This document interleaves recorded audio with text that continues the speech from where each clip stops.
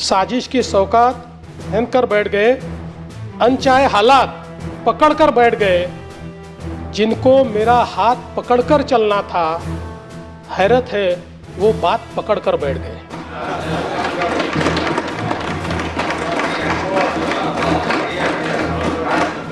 ऐसी कौन C बात थी कि और किसी का हात पकडना पडा? 6 वर्ष यावं की नाही हा ज्याचा त्याचा प्रश्न आहे, पण निरोपाच्या दिवशी मात्र अवश्य यावं, कारण आपल्याबद्दल जे काय ऐकायला मिळतं ते ऐकल्यानंतर अरे तुमच्या मनात हे होतं हे या दिवशी कळतं। खरं तर उद्धवजींचा जो काही स्वभाव आहे, त्यांचं जे व्यक्तिमत्व आहे, यामध्ये राजकारण थोडं कमी आहे। म्हणजे मुळात मला असं वाटतं की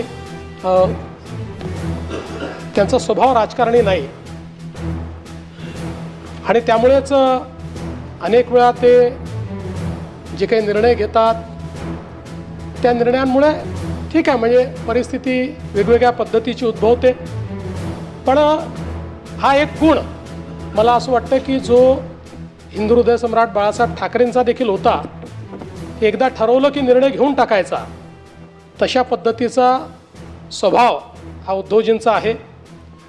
उद्धवजी तसे छायाचित्रकार आहेत, राजकारणामध्ये आल्यानंतर देखील ते पक्षप्रमुख झाले। पक्षप्रमुख म्हणून जी काही त्या ठिकाणी संकट आली, संघर्ष होता, बराच काळ आम्ही सोबत त्या संकटातनं आणि संघर्षातनं पुढे गेलो।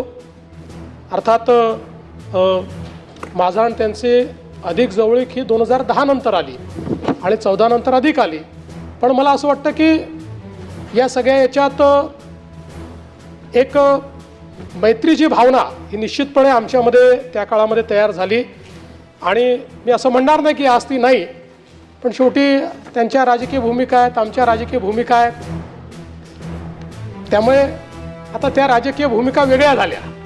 त्यामुळे पण एक गोष्ट मला या निमित्ताने निश्चितपणे सांगायची आहे की राजकारणामध्ये काम करत असताना अनेक वेळा मी हे बघितलं की एखादा निर्णय घेत असताना त्याच्या परिणामांची त्यांनी चिंता केली नाही, आणि विशेषतः एक जो गुण म्हणजे त्यांची शिवसेना असो की आमच्या शिंदेसाहेबांची शिवसेना असो, जो हिंदू हृदय सम्राट शिवसेना प्रमुख बाळासाहेब ठाकरेंनी या ठिकाणी एक राजकारणात वेगळा पायंडा पाडला की सामान्यातल्या सामान्य माणसाला देखील, ज्याला राजकीय चेहरा नाही अशा व्यक्तीला देखील राजकीय चेहरा देणं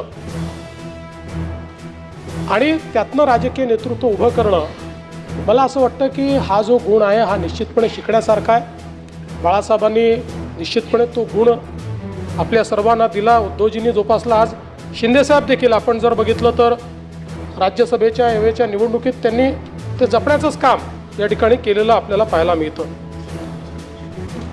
एक गोष्ट आहे की पु ल देशपांडेंना कोट्याधीश म्हणतात, पण पुलंनंतर जर कोट्याधीश ही उपाधी कोणाला द्यायची असेल तर ते मी उद्धवजींनाच दिले। हा अर्थात नाही, ते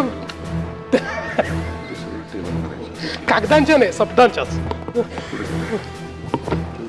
आणि मला असं वाटतं की त्यांच्या बोलण्यामध्ये अनेक वेळा आपण पाहतो की मिश्किलपणा असतो, अनेक वेळा सहजतेनं, म्हणजे त्यांची जी काही भाषणाची पद्धत देखील आहे ही देखील अतिशय सहजतेनं बोलण्याची किंवा एखाद्या संवादाची अशा पद्धतीनं ते या ठिकाणी सातत्याने बोलताना आपल्याला दिसतात।